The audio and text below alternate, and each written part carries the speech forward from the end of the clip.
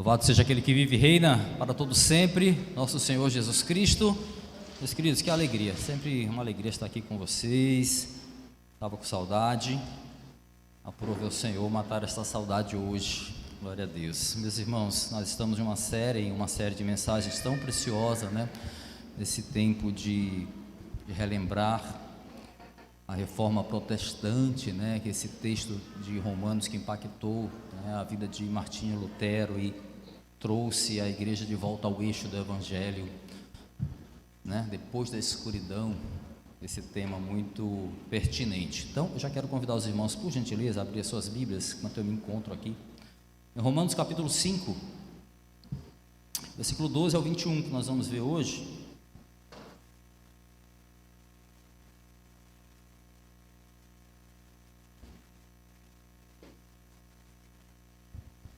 Último sermão da série, né? Aqui o último sermão da série também. É isso mesmo, lá estamos também encerrando lá no recanto, esta série falou tanto conosco. Esse texto de Romanos capítulo 4 e capítulo 5 são muito doutrinários, são muito reveladores, esclarecedores, para não dizer constrangedores também. E eu acredito que nesse desfecho do argumento de Paulo, que é o nosso texto de hoje, Romanos capítulo 5, 12 a 21, não será diferente. É o tipo de texto que deixa a gente muito focado no texto mesmo, né? Eu acredito que nenhum pregador que tenha se debruçado sobre esse texto consiga divagar muito com ilustrações, com introduções, com exemplos de experiências de vida, porque não tem como.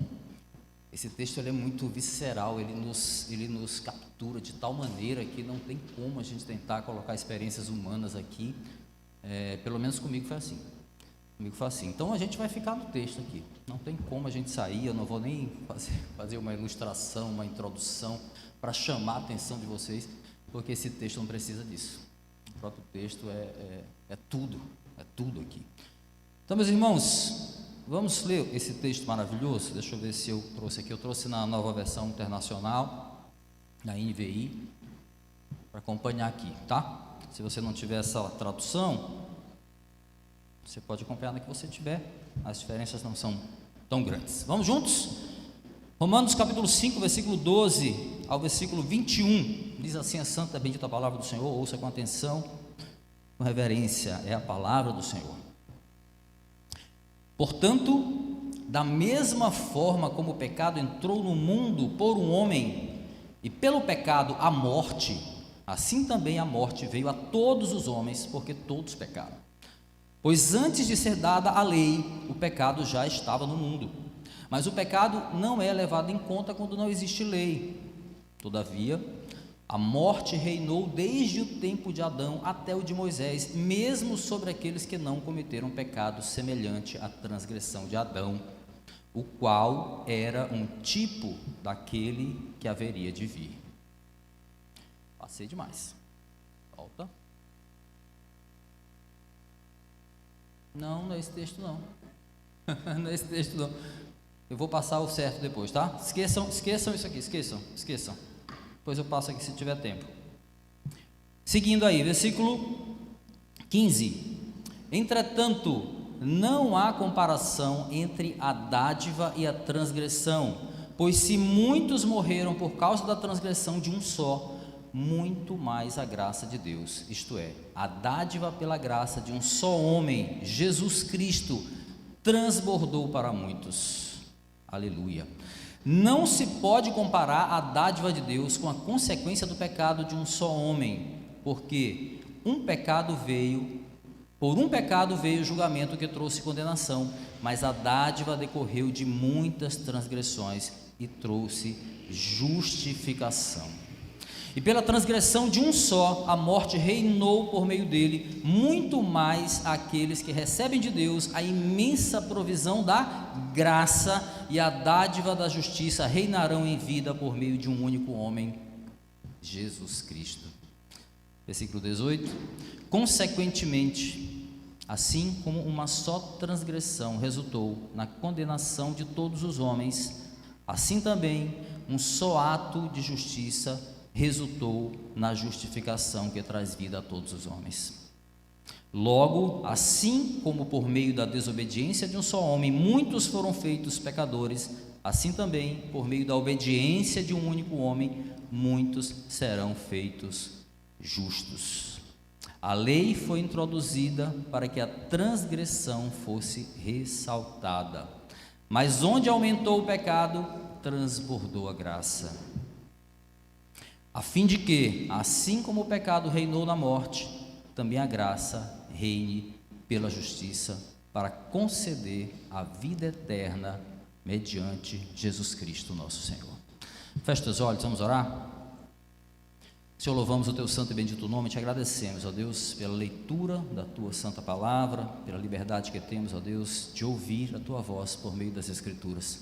Que não seja diferente esta noite, Senhor, tu que és Deus de graça e de poder, Deus de misericórdia e gracioso. Em nome de Jesus, te peço que o teu Espírito Santo nos conduza, nos dê entendimento, Senhor, para que a tua palavra caia em solo fértil nesta noite, que sejamos terra fértil para ti, Senhor, para a tua palavra e para o teu reino, e assim possamos frutificar para a glória do teu nome.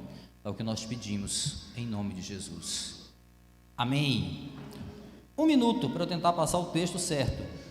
Vamos ver se eu consigo aqui rapidinho, enquanto você vai, mas não saia aí, não saia desse texto. Olha, eu passei errado. Agora vai o certo, tá, gente? Lá vai.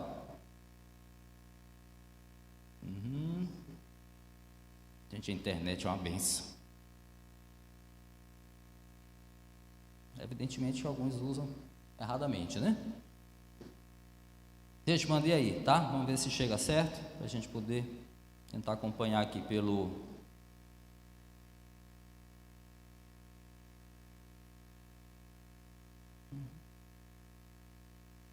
Muito bem, meus irmãos, que texto lindo, né? Me avisem aí se der certo, tá, gente? Esses versículos aqui, que eles são o desfecho, como nós já falamos, da explanação de Paulo sobre a doutrina da justificação que vocês estão vendo aqui ao longo dessa série de mensagens, não é isso? Estamos aqui no nosso 5º episódio, capítulos 4 e 5 de Romanos, é o cerne, né, da nossa mensagem, da nossa série de mensagens, depois da escuridão. Paulo faz aqui com esses 2 capítulos, meus irmãos, o que ele faz? Ele lança assim, não lança só uma luz, não, ele lança um canhão de luz sobre a obra redentora de Cristo, ali na cruz, que Cristo fez por nós, obra graciosa, poderosa, majestosa de Cristo, na cruz do Calvário, pelo que ele fez, por meio dele. Nós vemos aqui no texto do capítulo 5, anterior a esses versículos, que nós tivemos paz com Deus, que não é a mesma coisa de paz de Deus, mas nós já estamos de estar em guerra com o Senhor, por meio do que Cristo fez na cruz. Por meio dele nós recebemos uma condição de nos entrarmos na sala do trono, mas não apenas para nos apresentarmos como uma autorização formal para entrar na sala do trono, mas como a possibilidade de nos relacionarmos com Deus, pelo que Cristo fez na cruz. Por ele nós podemos glorificar, nós podemos ter a certeza da glória eterna. O texto usa esperança, né?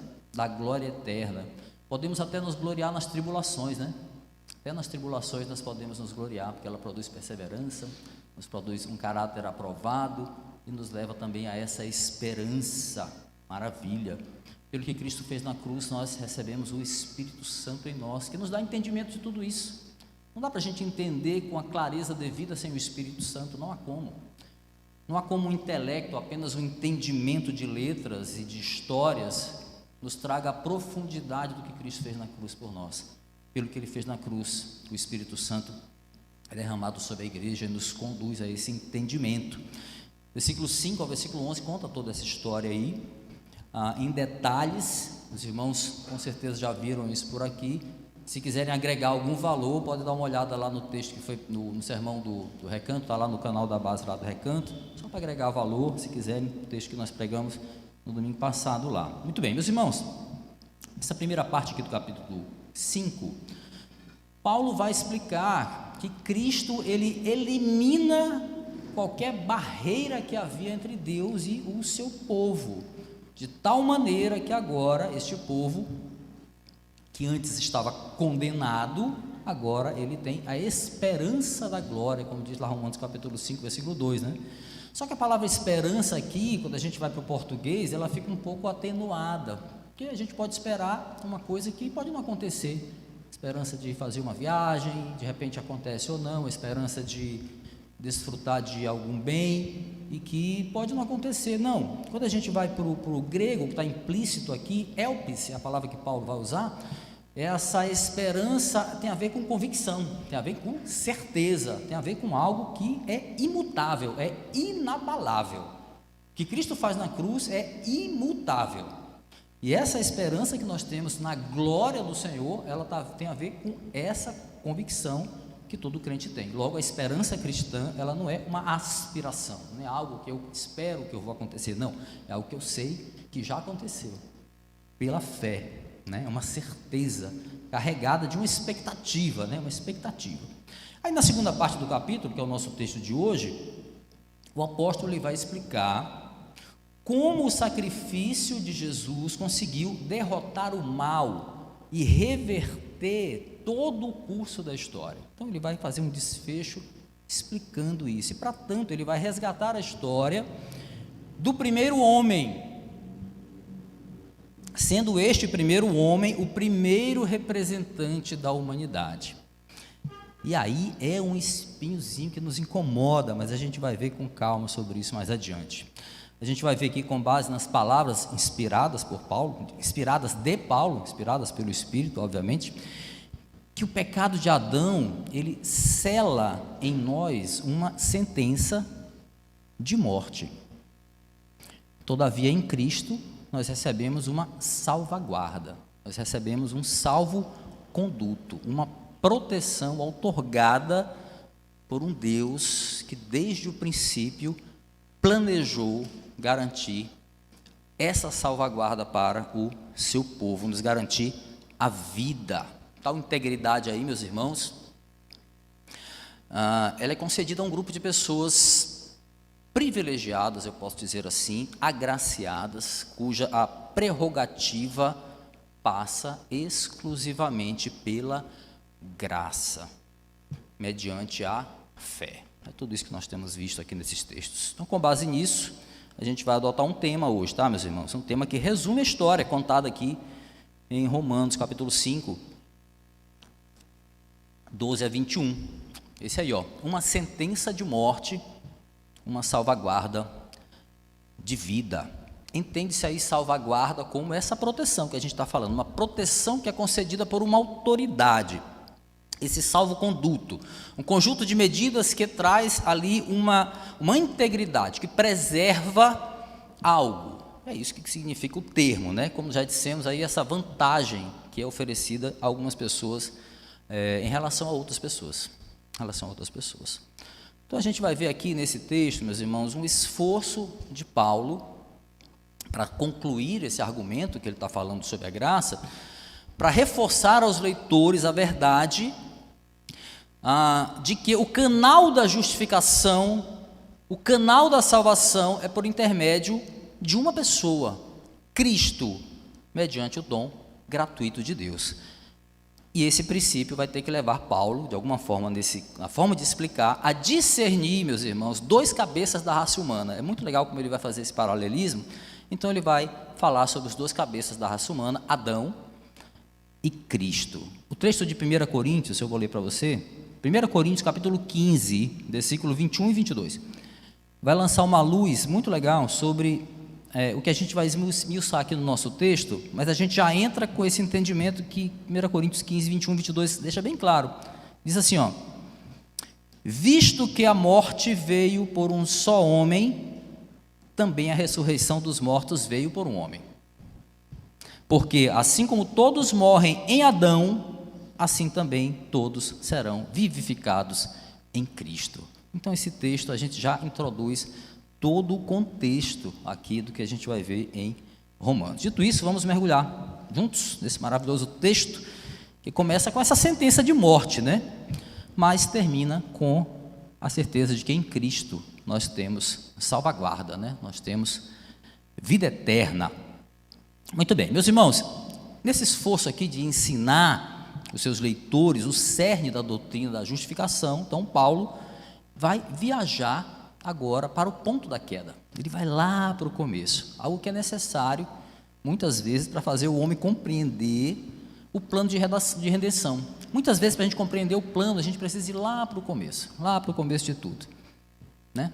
E Paulo era ciente que o judeu, que fazia parte também da igreja de Roma, tinham cristãos judeus e também não judeus, né? Tinham ali prosélitos, era uma mistura, a igreja de Roma, né? Mas o judeu, ele tinha a lei como um referencial de salvação, referencial de conduta. Infelizmente, eles tinham um referencial de salvação e Paulo estava desconstruindo isso aqui. Na verdade, nesse ponto, ele já havia desconstruído, né? Então, ele vai recorrer ao ato que trouxe a morte à humanidade, que é o pecado de Adão, porque ele foi cometido antes mesmo de existir a lei de Moisés. Então, era muito importante que ele fosse lá. E aí, meus irmãos, em Adão nós somos culpados, sim, antes mesmo de haver a lei. Olha o que diz o texto aí. Vamos reler 12 até o 14, parte A e B. Diz assim: portanto, da mesma forma como o pecado entrou no mundo por um homem, e pelo pecado a morte, assim também a morte veio a todos os homens, porque todos pecaram. Pois antes de ser dada a lei, o pecado já estava no mundo. Mas o pecado não é levado em conta quando não existe lei. Todavia, a morte reinou desde o tempo de Adão até o de Moisés, ou seja, antes da lei, mesmo sobre aqueles que não cometeram pecado semelhante à transgressão de Adão. Até aí. Então, Paulo aqui explica a real situação do homem caído.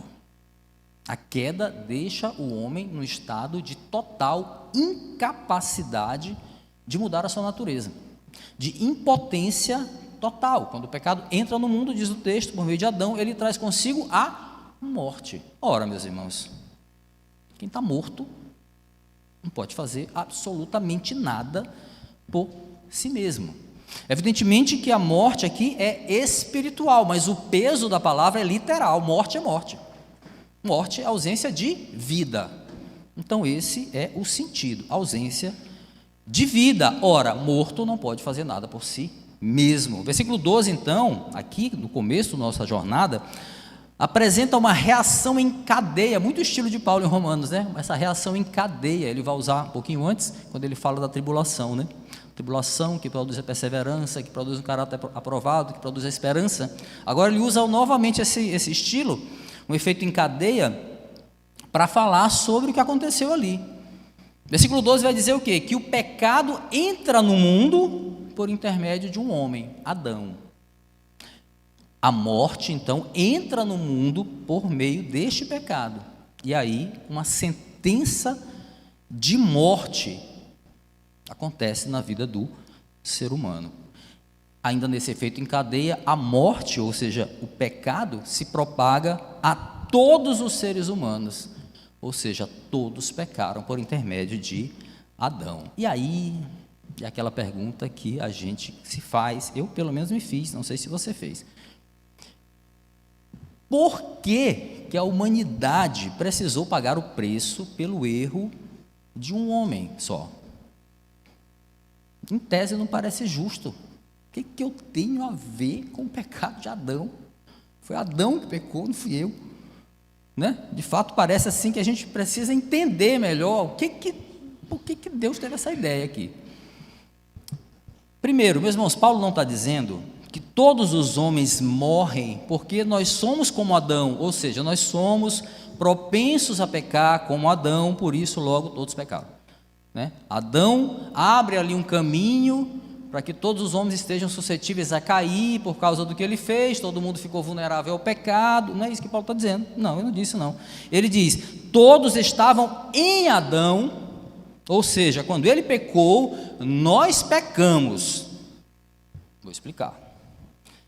É interessante que a gente não acha injusto, por exemplo, só para fazer aqui um paralelo, quando nós ouvimos, aqui mesmo nessa carta, que nós nos tornamos herdeiros da justificação pela fé, ou seja, nós somos salvos por crer na mesma promessa que Abraão, ou seja, em Abraão, nós também somos herdeiros da graça, a justificação pela fé. Interessante, né? Mas nos incomodamos em saber que em Adão, todos nós nos tornamos pecadores. Interessante, o ser humano é uma tragédia, é uma lástima. Versículo 12, é decisivo então nessa história aqui, meus queridos, porque apresenta a doutrina da relação de um para com todos. A gente tem que entender isso. O ponto que Paulo quer chegar aqui, meus queridos, é que todos estão envolvidos no pecado de Adão, ou seja, todos pecaram nele e com ele. Nesse caso aqui, meus queridos, a humanidade, ela não está sendo responsabilizada pelo pecado de uma pessoa, mas ela tem participação real, ativa na transgressão de Adão. Pastor, eu estou confuso, calma aí, vou explicar. Versículo 13, versículo 14, A e B, ele vai explicar um pouco melhor o que Paulo está querendo dizer, tá? No versículo 13, ele vai ressaltar que entre a época de Adão e de Moisés, Deus, o que ele fez? Não havia tornado conhecida a lei, não é isso? Não havia a lei ainda, uma maneira formal. Então o que ele diz? O pecado não é levado em conta quando não existe lei. Legal. À primeira vista parece que ele está dizendo que aquelas pessoas que estão antes da lei, elas são inocentes do pecado, né? À primeira vista, mas não é esse o sentido das palavras de Paulo aqui, o próprio texto vai dizer, o sentido é que mesmo sem lei, o sentido do pecado já existia, e com ele a morte. O que o texto diz? Adão desobedeceu a Deus, né? O que se configurou em um ato condenatório antes mesmo da lei. É o que nos aponta o texto. Então é provável que Paulo está fazendo aqui, meus queridos, é atribuindo uma responsabilidade maior àqueles que têm conhecimento da lei. Esse sim, eles têm uma responsabilidade maior porque eles têm o conhecimento dos mandamentos do Senhor. Mas ele vai ressaltar muito bem, a morte reinou desde o tempo de Adão até o de Moisés, mesmo sobre aqueles que não cometeram pecado semelhante à transgressão de Adão. Então aqui todo mundo está no mesmo barco, todo mundo está no mesmo, com lei ou sem lei, o pecado traz a morte. Um exemplo para a gente explicar um pouco isso, para entender. Por exemplo, doenças, morte, elas atingem todo tipo de pessoa, seja pessoas boas, seja pessoas más. Doença e morte atinge pessoas independentemente do seu grau de conhecimento. Seja uma pessoa mais esclarecida, uma pessoa menos esclarecida, elas estão ali suscetíveis às mazelas desse mundo, morte, doenças. Doenças e morte também podem atingir bebês. Tanto bebês que nunca cometeu pecado nenhum, quanto também adultos que têm conhecimento do pecado. Só que isso não resolve a questão que incomoda mais ainda, não é? Porque a morte tem que ser tão universal. Aí a frase diz assim: cometeram pecado semelhante à transgressão de Adão. Ela vai explicar, essa frase explica. É como dizer assim, ó: mesmo que todas as pessoas do mundo não tenham infringido um mandamento, assim como Adão sim, nele, em Adão, somos todos culpados. Somos culpados do que ele fez. Mas ainda não está, eu não fiquei satisfeito ainda. Fica mais fácil para a gente digerir essa verdade, meus irmãos, quando nós consideramos o princípio da representatividade. Um representante é como um procurador legal, como alguém que tem livre poder para agir em nome de outra pessoa. Então, ele representa em seus atos, esse procurador, esse representante, seus atos, decisões, todos aqueles pelos quais ele é responsável. Na teologia isso tem um termo, na teologia esse termo é representante federal, na filosofia também, é o mesmo termo. Então esse representante federal, representante legal, é a pessoa, por intermédio de um relacionamento de aliança, e aí o termo fica mais teológico, representa alguém. Espera um pouco aí, pastor, espera aí. Desde quando Deus me consultou para saber se eu queria que Adão fosse meu procurador? Desde quando ele me consultou? Vem cá, tu queres quem? Vamos eleger aqui, quem vai ser o teu representante? Desde quando? E mais. Quem escolheu pecar no Éden foi Adão, não fui eu. Não foi me dada, por exemplo, essa oportunidade de eu estar lá, porque certamente eu não teria cometido essa burrice. Você teria? Eu não teria feito essa burrice que ele fez. Então, assim, como é que eu posso ser responsabilizado por isso? Eu não passei procuração para Adão, em branco, para ele agir no meu lugar, para fazer o que ele fez, como é que ele pode ser meu representante? Meus irmãos, esse tipo de pensamento, ironias à parte, na verdade ele nos ajuda a compreender por que que Deus tomou essa decisão. Por que que Deus tomou a decisão por nós? Por nós. Deus fez de Adão o nosso representante. Por quê? Meus irmãos, porque ninguém, além de Deus, poderia escolher o representante ideal, senão Deus. Escolheu mal, hein, Deus? Foi feliz nessa. Meus irmãos, Deus não criou Adão apenas para ser um homem sujeito a cair com as suas fraquezas, não. Ele escolheu Adão para ser o nosso representante. Ele foi criado, projetado com perfeição para agir exatamente como cada um de nós agiria naquela situação. Então, afirmar que algum de nós se sairia melhor no teste do Éden seria afirmar que nós poderíamos ter escolhido o melhor representante para nós do que Deus. Esse é um dos grandes equívocos do ser humano, né?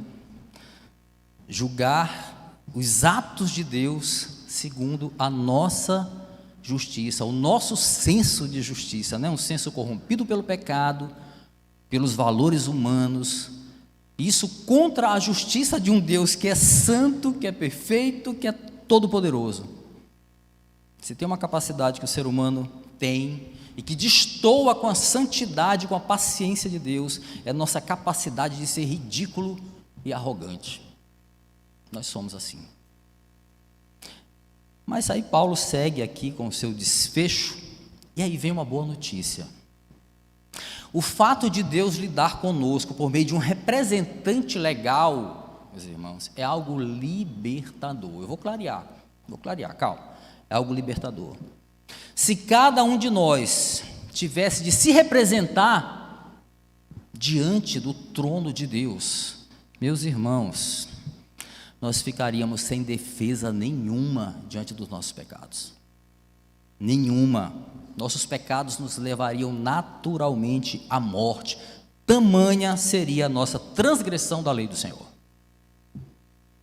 Mas em vez disso, nós somos representados por Adão diante dele. Nós pecamos nele. Foi o pecado dele que nos condenou. Nós pecamos com ele, ele nos representou. Nele toda a humanidade infringe o mandamento de Deus, e aí a morte passa a reinar sobre a humanidade. Isso é libertador, você vai entender. Onde é que está a boa notícia dessa história, pastor? Eu não estou entendendo a boa notícia. Meus irmãos, se a desobediência de Adão foi feita a nossa desobediência por meio desse representante, então, se houver um homem obediente, um segundo Adão perfeito, ele pode ser nosso representante também. Legal. Captou o plano? Ele, se tivesse um segundo Adão, ele seria o nosso advogado, o nosso procurador, a nossa salvaguarda diante do trono celestial. Sim, meus irmãos, em Cristo nós somos libertos da pena de morte. Olha o que diz o texto, versículo 14, parte C, até o 17. O qual era um tipo daquele que havia de vir, Adão, né? Adão. Entretanto, não há comparação entre a dádiva e a transgressão, pois se muitos morreram por causa da transgressão de um só, muito mais a graça de Deus, isto é, a dádiva pela graça de um só homem, Jesus Cristo, transbordou para muitos. Aleluia. Não se pode comparar a dádiva de Deus com a consequência do pecado de um só homem. Por um pecado veio o julgamento que trouxe condenação, mas a dádiva decorreu de muitas transgressões e trouxe justificação. Se pela transgressão de um só a morte reinou por meio dele, muito mais aqueles que recebem de Deus a imensa provisão da graça e a dádiva da justiça reinarão em vida por meio de um único homem, Jesus Cristo. Aleluia. Que notícia maravilhosa, né, meus irmãos?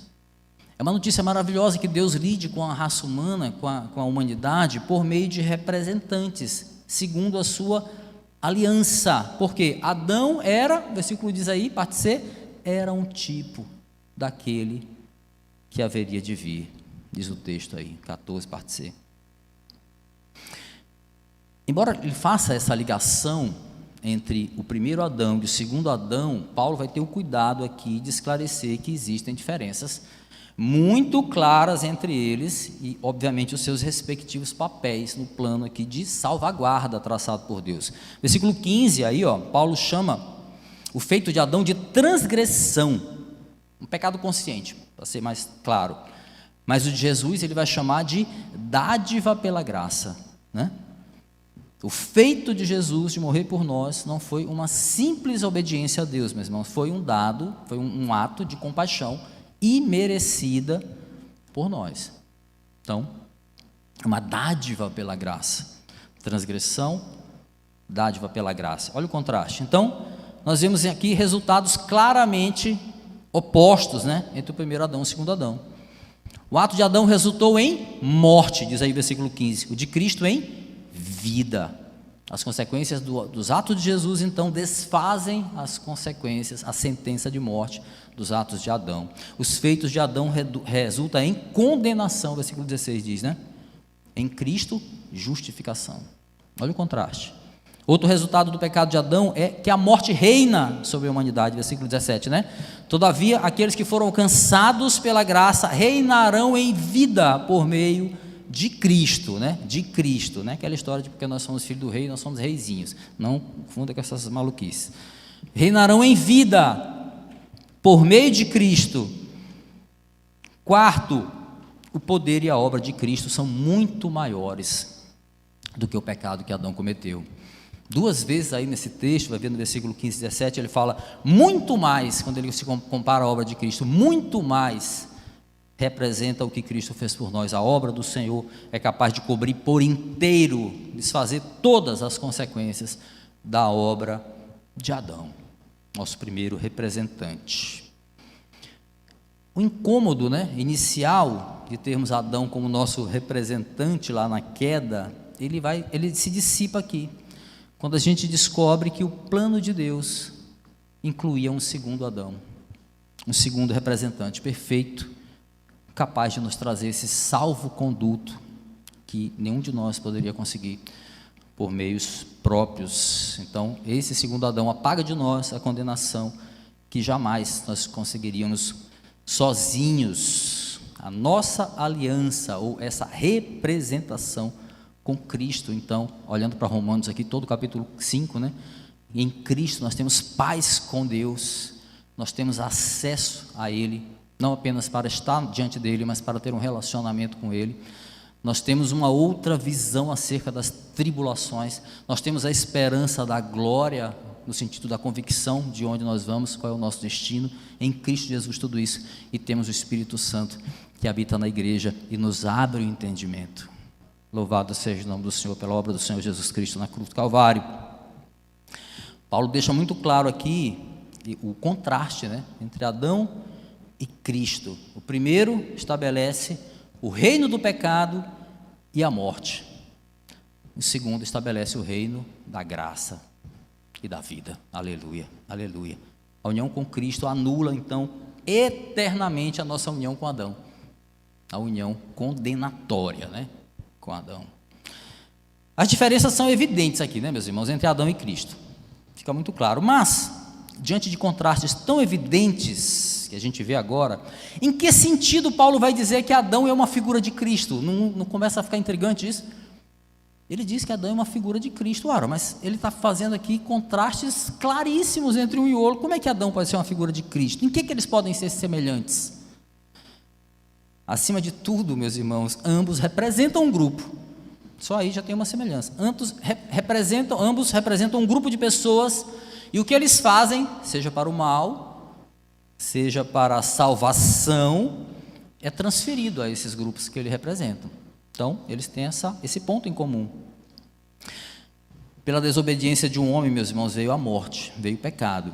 Mas, pela obediência de um homem, todos então muitos serão justificados. 2 representantes, um só caminho de vida. Olha o que diz os versículos finais aí, 18, 19, 20 e 21. Consequentemente, assim como uma só transgressão resultou na condenação de todos os homens, assim também um só ato de justiça resultou na justiça que traz vida a todos os homens. Logo, assim como por meio da desobediência de um só homem muitos foram feitos pecadores, assim também, por meio da obediência de um único homem, muitos serão feitos justos. A lei foi introduzida para que a transgressão fosse ressaltada, mas onde aumentou o pecado, transbordou a graça. Onde abundou o pecado, superabundou a graça. A fim de que, assim como o pecado reinou na morte, também a graça reine pela justiça para conceder vida eterna mediante Jesus Cristo, o nosso Senhor.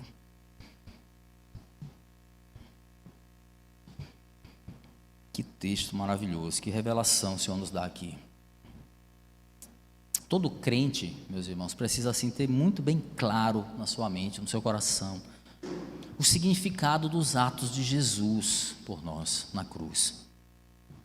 Então, quando ele traça esse paralelismo aqui com Adão, versículos 18 e 19, Paulo consegue clarear um pouco desse significado do que Cristo fez por nós, significado que às vezes parece que nós esquecemos, parece que a gente deixa de dar o devido valor, o devido peso do que significa de fato o que Cristo fez por nós. Jesus, ele não apenas, ele remove uma sentença de morte ali, por causa da sua obediência, em função da sua obediência, ele apaga a sentença de morte, resultado da desobediência de Adão. Por mais maravilhoso que só isso já seria maravilhoso, mas ele mostra aqui, meus irmãos, o real significado de ser o nosso representante diante do Pai. Ele aponta aqui o caminho da salvação na sua vida, durante o seu ministério na terra, durante toda a sua vida na terra, mas muito mais ele aponta na sua morte. Aleluia. Olha só, Deus diz para Adão, olha a diferença, Deus diz para Adão que ele desfrutaria das bênçãos do Éden, se ele fizesse o quê? Então apenas obedecesse. Era só o que ele precisava fazer. E ele desfrutaria de tudo. Está lá Gênesis capítulo 2, versículo 15 em diante, também versículo capítulo 3, vai falar da queda, né? Já o segundo Adão, ele sabia que ele enfrentaria agonia, perseguição e morte, se ele obedecesse. E mesmo assim ele decidiu obedecer. Ele obedeceu. Aquele episódio lá do Getsêmani, né, traduz lindamente essa resignação no coração de Jesus. Marcos capítulo 14, versículo 36, ele diz: Pai, para ti, eu sei que para ti tudo é possível. Se possível, afasta de mim esse cálice. Ele se referia ali à ausência de Deus sobre a vida dele, à ira de Deus que ele receberia quando ele estivesse na cruz. Contudo, não seja o que eu quero, mas o que tu queres. Olha só. Poder libertador de Cristo, meus irmãos, sobre o pecado. Poder este que é realçado ainda mais por Paulo, quando ele menciona o efeito da lei sobre o pecador. Ele vai usar aí, ó, o versículo 20. A lei foi introduzida para que a transgressão fosse ressaltada, diz aí o versículo 20, né? Então, quando a lei formal ela vem por intermédio de Moisés, o pecado fica mais visível, fica mais evidente, né? Fica pior a nossa situação. Pois agora a gente não tem mais como alegar a ignorância. Eu não sabia. Não, a lei está aqui. A ignorância não é mais uma defesa. Meus irmãos, a ignorância não é uma defesa para nós, para os crentes. Paulo está ensinando aqui que a lei prova não ser falta de conhecimento que nos impede de obedecer a Deus, meus irmãos. O que nos impede de obedecer, de guardar os mandamentos? Falta de vontade. e falta de capacidade. É bem aí que é o nosso álibi, né? Falta de capacidade. Por isso nós necessitamos do socorro. Por isso nós necessitamos de um representante. Por isso nós necessitamos de Cristo. O desfecho do argumento de Paulo aqui, meus irmãos, ele é sublime, ele é maravilhoso. Ele fala: o pecado que a lei ressalta, né, não selou o nosso destino. Aleluia. A morte não teve a última palavra. Louvado seja o nome do Senhor. Nós não precisamos morrer em Adão. Não precisamos morrer em Adão. Pecamos em Adão, mas não precisamos morrer em Adão. Aleluia. A graça de Deus em relação à humanidade é maior que a rebeldia humana contra Deus, a nossa rebeldia natural, porque onde aumentou o pecado, transbordou a graça. Aleluia. Onde abundou o pecado, superabundou a graça, meus irmãos. Que maravilha, que maravilha. Para concluir, meus irmãos, na cruz, quando nós olhamos para a cruz com o nosso Senhor ali, a gente vê o pior do que o pecado pode fazer com a humanidade ali. O que o pecado é capaz de fazer é a representação.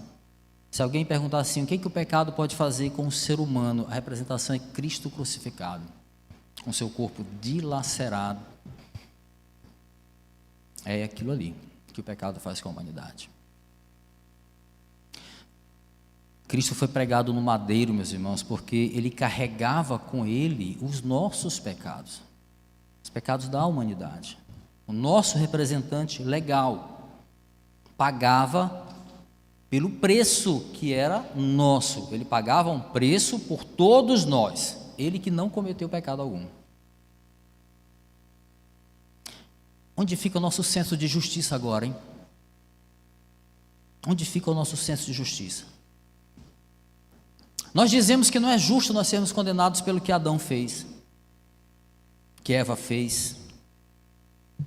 Pecado de um único homem que não era eu, não fui eu que autorizei, não foi eu que escolhi. Não era justo, não é justo que eu tenha pagado por esse preço. E agora? Foi justo que Jesus fosse crucificado, carregando nossos pecados, ele que não tinha pecado? Onde fica o nosso senso de justiça agora? A cruz, meus irmãos, ela mostra o pior que o pecado pode fazer com a humanidade, sem dúvida. Mas também mostra que a obra do pecado nunca, nunca poderia ser maior do que a graça do Senhor. Nunca. Aleluia. A cruz mostra isso também. Na cruz, a graça destrói o pecado. A vida triunfa sobre a morte. Aleluia. O primeiro Adão não é a última palavra para nós. O segundo Adão, sim. Cristo é a palavra final. Ele é o representante perfeito, planejado antes da fundação do mundo. Ele é o alfa, o ômega, o sim, o amém, o caminho, a verdade, a vida. Ele é o nosso Senhor, o nosso Salvador, o nosso advogado, o nosso procurador, o nosso representante. Ele é o nosso Deus, nosso Salvador. Aleluia. Não existe qualquer esperança. Não existe qualquer esperança de vida eterna sem Ele. Esse mundo precisa entender. A gente precisa pregar isso para o mundo, meus irmãos. Precisa. A gente precisa pregar entre nós. A gente precisa viver essa realidade com uma forma mais verdadeira. Verdadeira. A gente precisa estar na igreja assim, muito convicto de onde Ele nos tirou, de qual é o nosso papel nessa geração. Não há esperança sem Jesus. Esperança sem Jesus. Eu vejo crentes preocupados com tanta bobagem política. Estou falando da boa política, não, a política podre mesmo. Crentes envolvidos com política podre. Sabe, perdendo tempo com discussões banais, idiotas. E a gente precisando pregar o Evangelho. Porque sem Cristo não há salvação. A gente precisa entender isso. Não existe qualquer esperança eterna, de vida eterna além dele. Sim, meus irmãos, nós estamos justificados, nós estamos livres da morte pelo pecado. Glória a Deus por isso, estamos livres da morte pelo pecado. Todavia, meus queridos, nós sabemos muito bem o que o pecado faz conosco. A gente sabe bem disso. O que o pecado é capaz de fazer, seus efeitos são devastadores em nossa caminhada espiritual, ainda que não nos condene, trazem consequências graves. E o que é pior, às vezes nos revela que nós não estamos em Cristo, ainda estamos em Adão. Se esse pecado for tratado, depende da maneira como nós nos relacionamos com ele. Nós sabemos. Então por que nós pecamos tanto? Por que nós continuamos pecando? Por que nós insistimos em prejudicar a nossa caminhada espiritual, transgredindo a palavra de Deus? Eu poderia usar agora, meus irmãos, aquelas justificativas, para não dizer desculpas, esfarrapadas, que sempre o crente usa, né, de vez em quando, né, tipo a carne é fraca, né? Deus perdoa as nossas fraquezas, foi mais forte do que eu, né? Foi sem querer, quando eu vi já tinha vacilado, já tinha pecado. Meus irmãos, em vez de camuflar o que não dá para se esconder aqui, eu prefiro me ater a palavras mais realistas assim para a nossa vida, considerando esse nosso ímpeto adâmico aí, né, de transgredir a palavra, ignorando as consequências. Meus irmãos, prefiro dizer, em vez de usar uma dessas frases aqui de efeito, paremos de pecar, meus irmãos.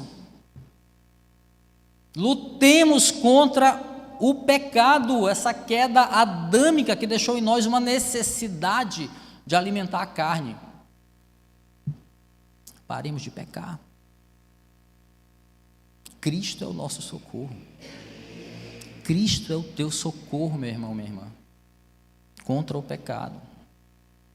Os que creem não estão mais unidos a Adão pelo pecado. Nós temos Cristo como nosso representante eterno, a nossa união com Ele é pela fé, é pela fé. Por isso Paulo pode afirmar aqui mais adiante, ele vai dizer assim: ora, se morrermos com Cristo, cremos também que com Ele viveremos. Aleluia. Louvado seja o nome do Senhor. Que seja breve a volta do nosso Senhor Jesus Cristo, meus irmãos, e o dia que desfrutaremos a plenitude desta maravilhosa graça. Que Ele volte e seja breve.